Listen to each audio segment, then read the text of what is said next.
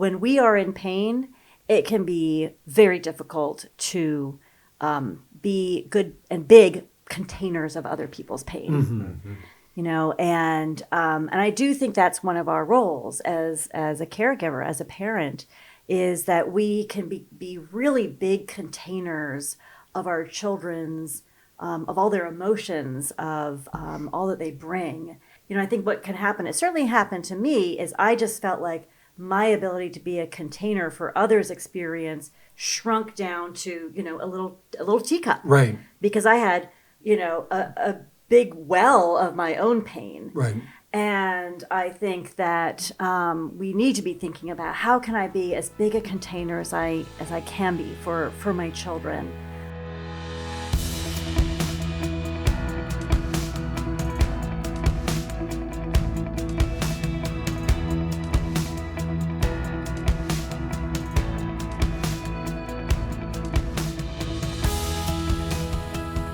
Welcome to the Faithful and True podcast. I'm Randy Everett, your co-host. We are here again today with Dr. Greg Miller, our usual host. Great to have Greg with us. And also, it went so well last time with Alexis being here that we begged her to come back for these part 2 of our conversation. Great to see you, Alexis. Thank you. Alexis Greeves is from our team here at Faithful and True. And we started our last podcast talking about knowing how to include children when life is complicated. Today, we'd like to talk about what children need when life is complicated. Yeah.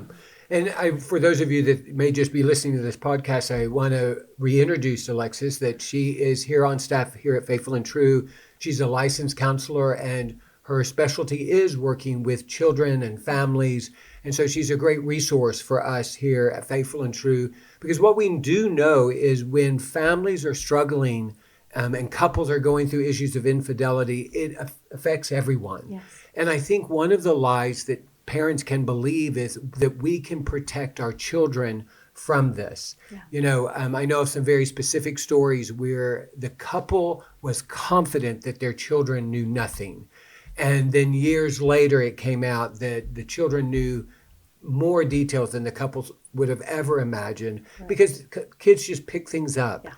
They overhear conversations. They listen to those arguments. They sense, we kind of talked about this last time, children are great absorbers, so they pick up the energy that's in a room.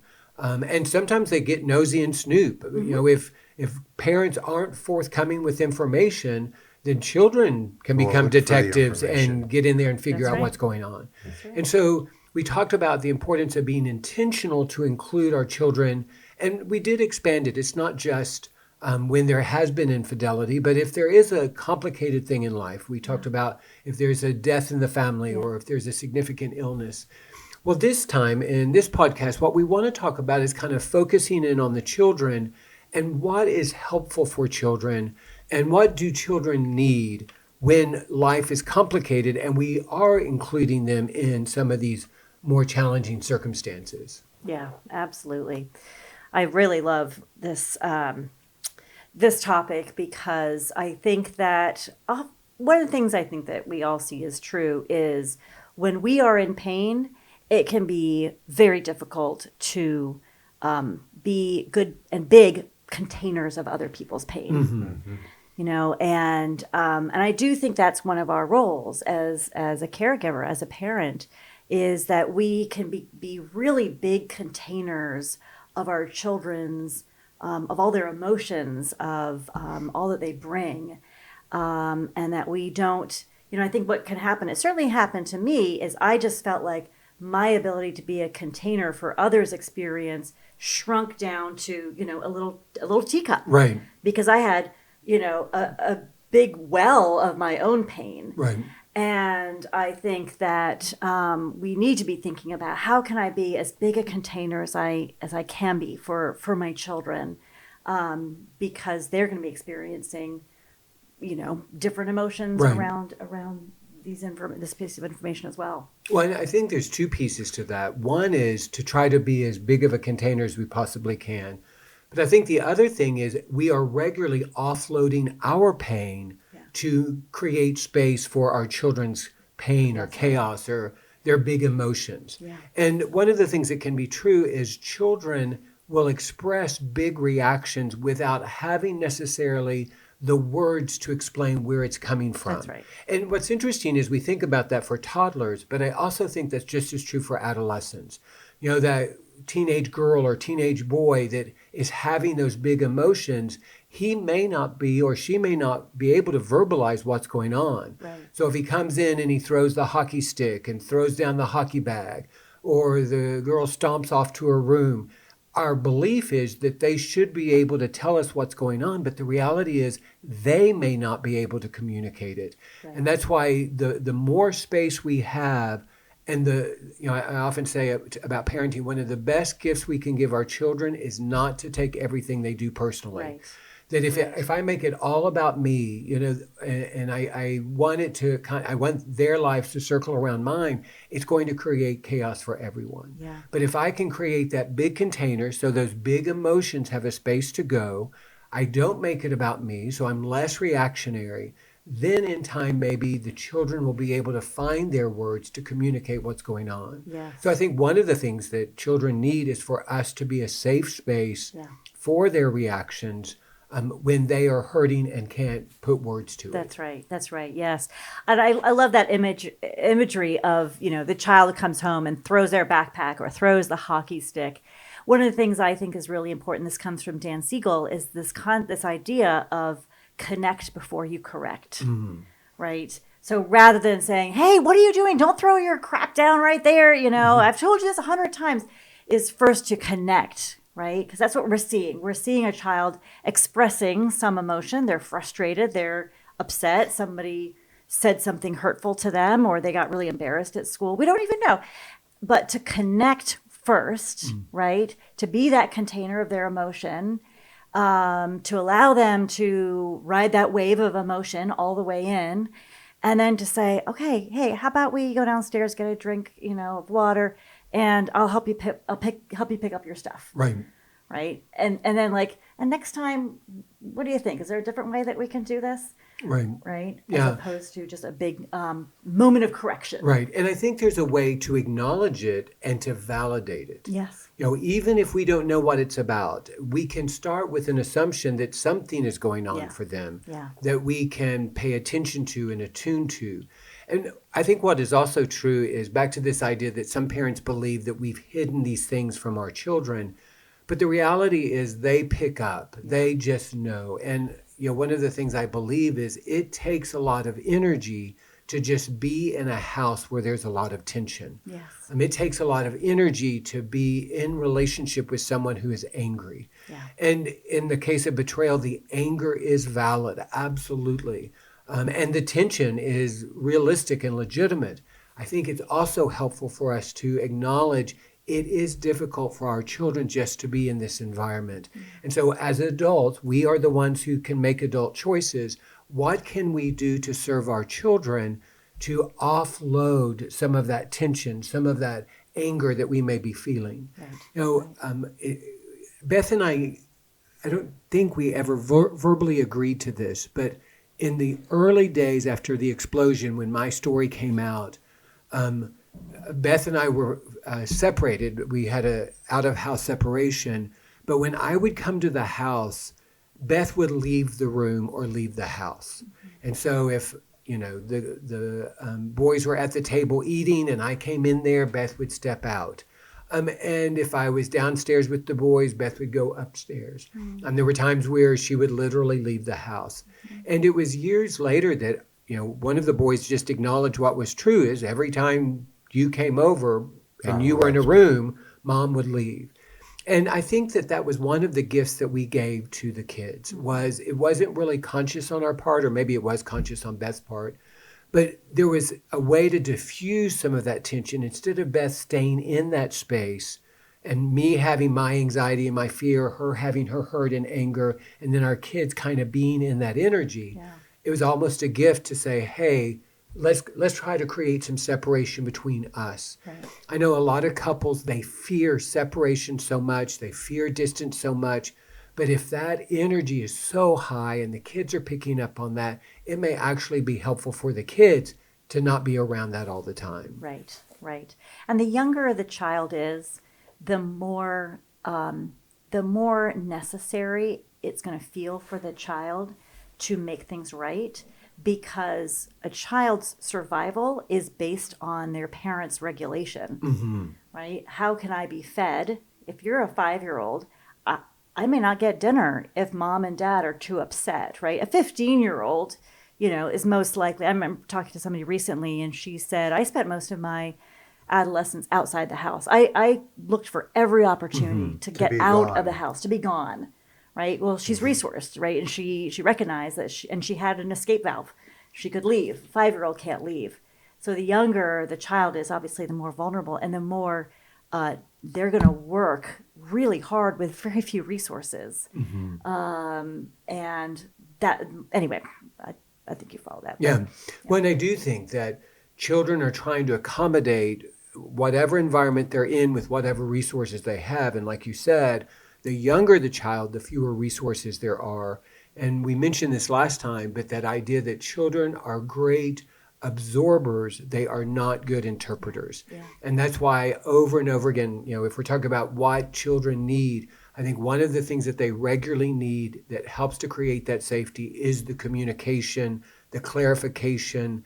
And we talked a little bit about this idea of the more clear we can be with expectations, Yes. because that's, I think, really what children want to know. They want to know what's going on now, but they also intuitively know, they want to know what's happening in the future. What does this mean?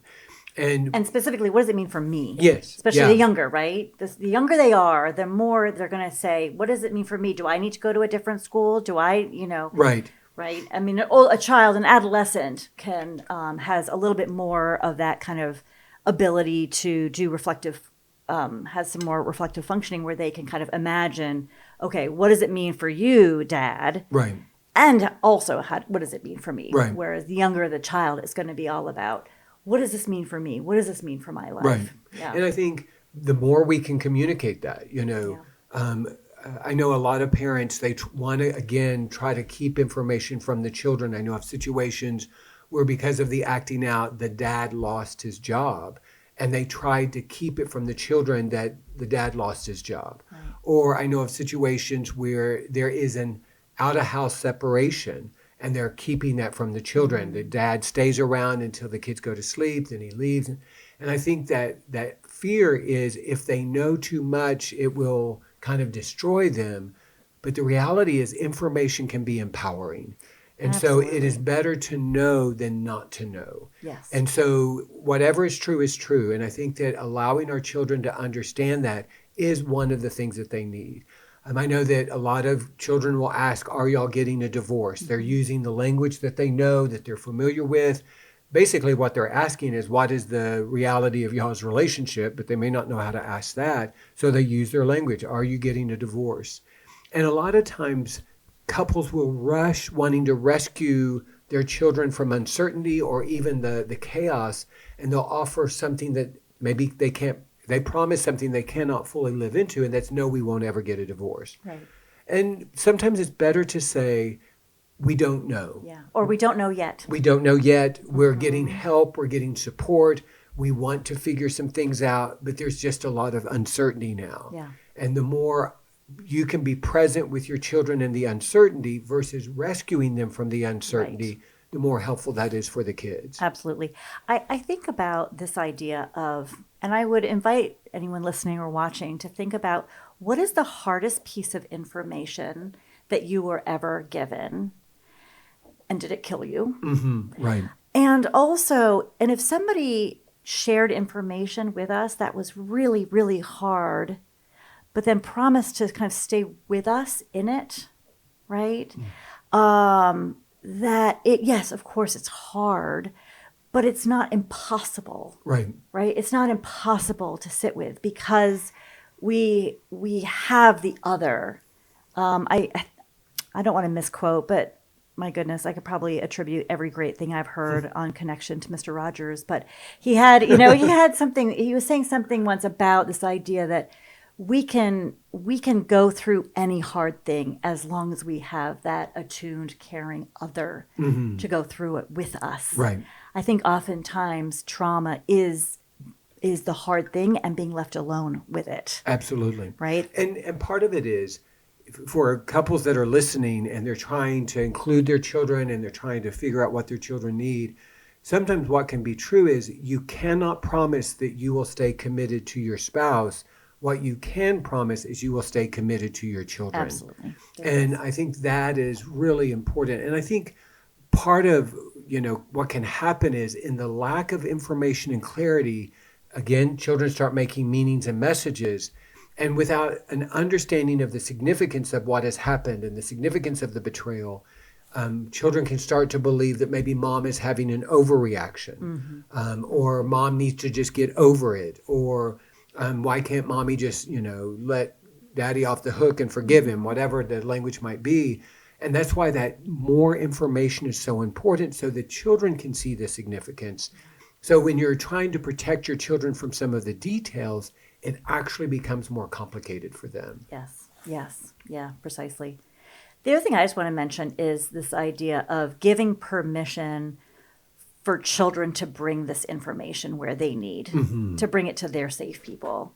When I found out about my husband's betrayal, we went to church. I think it was a Friday night when I learned information. We went to church Sunday morning, and my husband really showed that he knew me and he was stepping out of his own shame by saying to me, I wonder if we need to get our small group together today, so that we can tell them what's happened. Because he said, I know this story has been painful for you, but I don't want you to be smothered in silence. And I thought, that's exactly what I fear, is Right. that I will be forced to be silent, and that will be smothering, that will feel smothering for me.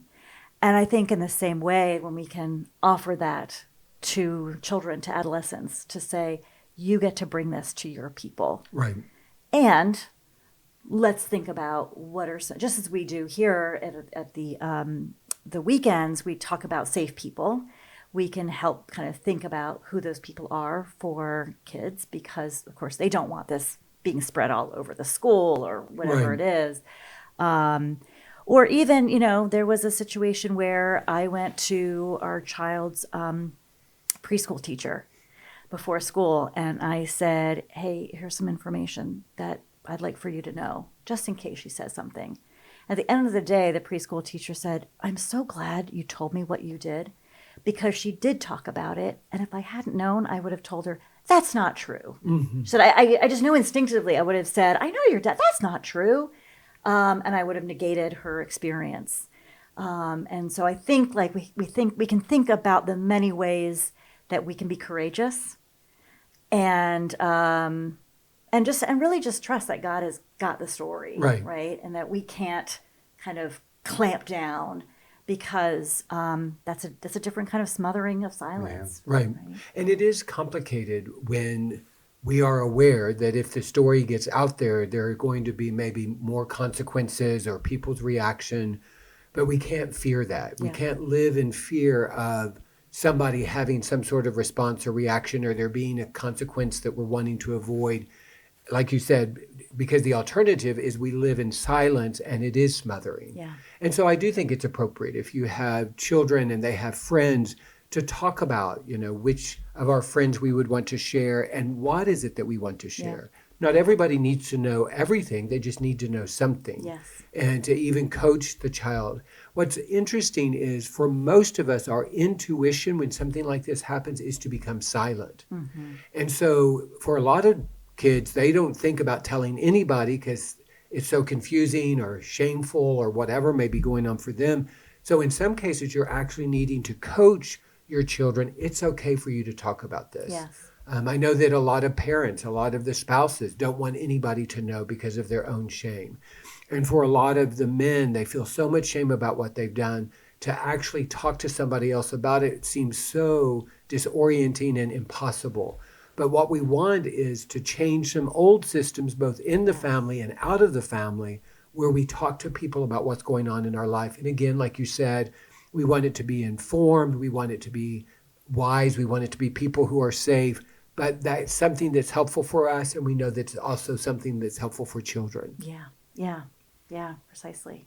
Is there anything else specifically that you're aware of that when you think of these big circumstances that kids can go through with the death of a grandparent or even maybe the death of a parent or significant illness, or in the case of what we're talking about is betrayal, that as you think about the children and the families that come into your office, there's some things that really could be helpful for them? Yeah. Well, I think also about this idea of development, right? Where kids are in their development. I've done quite a bit of grief work. And one of the things that I tell parents is, let's say that a 5-year-old girl loses her mother. Her mother dies, right? She's going to grieve at 5. And then, there's going to be another wave of grief as she enters puberty and adolescence, and she doesn't have her mom there to explain to her what's happening to her body. There's going to be another wave of grief that happens, at 12 and 13, and then she's graduating high school, or she has her first boyfriend, and she doesn't have mom there to kind of talk to her about what it means to have a boyfriend and be a girlfriend. And so the same thing I think is well, it's true for all experiences, right? For all hard experiences, that through development, children are going to be reaching different stages and points, and they're going to need new ways for us, right? They need for us to develop as they are developing, to help them through these new developmental points.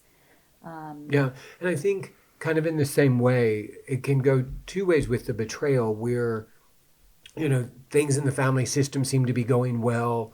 And then maybe the wedding anniversary comes up and mom is in a really difficult place, or they go on their first vacation together as a family, and maybe there's some old associations with that vacation. And so the more that we can just name, maybe we don't have to provide exactly what's triggering us, but to be able to say, you know what, there's just some things from the vacation that I'm being reminded of. Yes. And you know what, it has nothing to do with you. And mom's just sad today. And, I wished I wasn't sad on vacation, but I am sad on vacation. Yeah, that's right.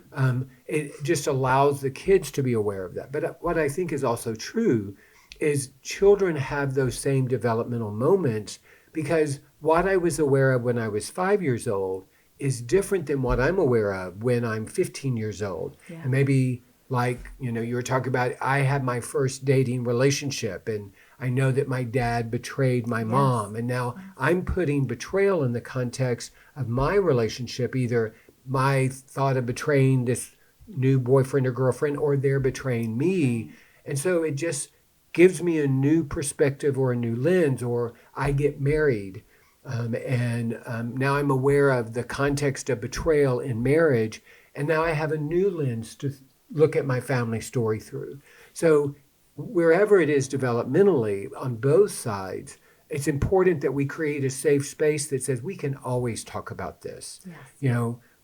Whatever gets triggered in you, whatever you need to process, whatever you need to acknowledge, I hope that we can create a safe environment where you can bring that back.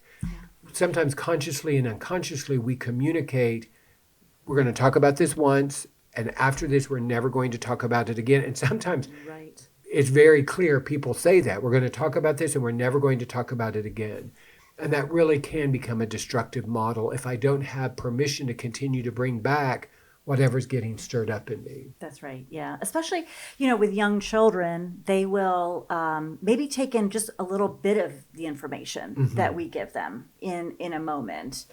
And they could only hold on. It's like people talk about when they got a cancer diagnosis. They can't hear anything after that, right? Like they hear that word. Selective hearing. Right. And then the rest of the information, the doctors, this is why they say to bring somebody with you, right? Who can kind of be writing things down, because you're kind of in the emotion and that part of our brain just kind of goes offline. And so I think the same thing can be true with children. Which I think, I've had parents come to me and say, my kid came back and asked me a question, and I thought to myself, did they not hear me explain that? And I say they may not have. Right. Right? They heard the first half of something, And then that's all they could hear. Turned it off from And there. then they turned it off because that was just all they could hold. Yeah. And so be ready for more questions, and as you've also said, Greg, keep returning to it ourselves. Right, because in doing that, you're modeling that we can continue this conversation. That, it's not a one and done. Yeah. And so I'm going to bring it up. We're going to integrate this as a part of how we live. And again, it's going to be a model for our children when something difficult comes up, that we are able to process it. We don't have to hide from it. Nothing is off the table, Right. right? We can talk about all things here. One thing that we've acknowledged is, so with the idea of betrayal and specifically the use of pornography, we hear over and over again where men who have been through our workshop find out that their sons have been looking at it. We have situations where the sons come to the dad and say, yes, this is a part of my story. And what can happen at that point is more of the story can be shared at that point. If the son is involved in it, he has an understanding of it. We can talk more clearly about pornography. The dad can talk about his first exposure when that happened. And even in the way that we want to talk to our children about this. I know that for a lot of men, there's a lot of shame about their exposure to pornography. But as we're trying to create safety for our kids, to talk about our vulnerability to it, and that if you are exposed to it, if you have seen it, that is something that we can talk about. Because I understand, one of the things we talk about at the workshop is pornography finds us. Yeah. And so if pornography has found you, then let's talk about that. And you've not done anything wrong, you're not bad. If you reacted to it or had a response to it, that makes perfect sense. Yep. But let's normalize some of this so that we can have conversations about these things that historically have been off limits. Right. Because what we know is shame doesn't want to be spoken out loud. And the Yes. way that we diminish the power of shame is by naming it. Yes. And so when dads do that for their children, then children can follow that model when they find themselves in a circumstance. One of the most interesting dynamics that we have here at Faithful and True is when fathers and sons come to the workshop together. And we do what we can to create safety for them. We put them in separate groups. But that acknowledgement that this is a part of both of our lives. I know that one thing that can be triggering for women is that when they discover their son is struggling with pornography, or maybe their daughter is struggling with pornography, they can easily go back to that old original hurt and maybe some blame towards their husband, that somehow their husband was responsible for this in his silence or in his own acting out. So we know that discovering a child is using pornography is triggering in the family system. Yeah. And again, the more that we can talk about that. I know of a situation where a mom found out the son was looking at pornography, and the mom's reaction was pretty disproportionate to the circumstance. And I think some of the anger and rage that she expressed at the son was still some unresolved anger and rage that she had towards her husband. Right. And so that's where we got to keep doing our work so that we can show up proportionally to whatever the circumstance might be. Yeah. Boy, you just barely wrapped it up in the nick of time. I want to say one thing. So one of the things our children need is for us to be willing to do our own work. Absolutely. If we're willing to do that, if I Yes. have less shame, I bring less shame into that relationship. If I have less anxiety, I bring less anxiety in that relationship. If I have less fear, then I'm going to bring less fear. And so the best gift I can give my children is to show up as a wise adult, Yes. willing to do the work necessary to make that happen. Oh, amen to that.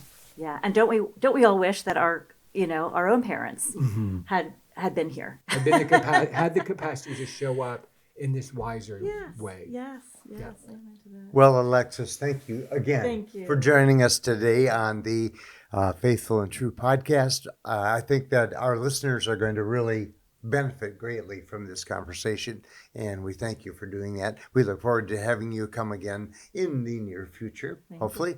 Greg, thank you for wrapping it up. I try to keep him under taps, It's he's just an endless font a lot to of share. He's got a lot to share. Great information. We'd like to thank you for joining us today on the Faithful and True podcast. And we hope that you'll get the opportunity to visit our website, faithfulandtrue.com, where you'll find many free resources like over 550 podcasts like this one, as well as all of the online information and registration for our 3-day intensive workshops. We invite you to do that. We host the men's intensive men's journey workshop. We do that every month, and then we do the workshop for the women and for couples. And so check out that information. We'd love to have you come and visit us. In the meantime, we hope that this coming week for you will be a week that's filled with many blessings and with great vision.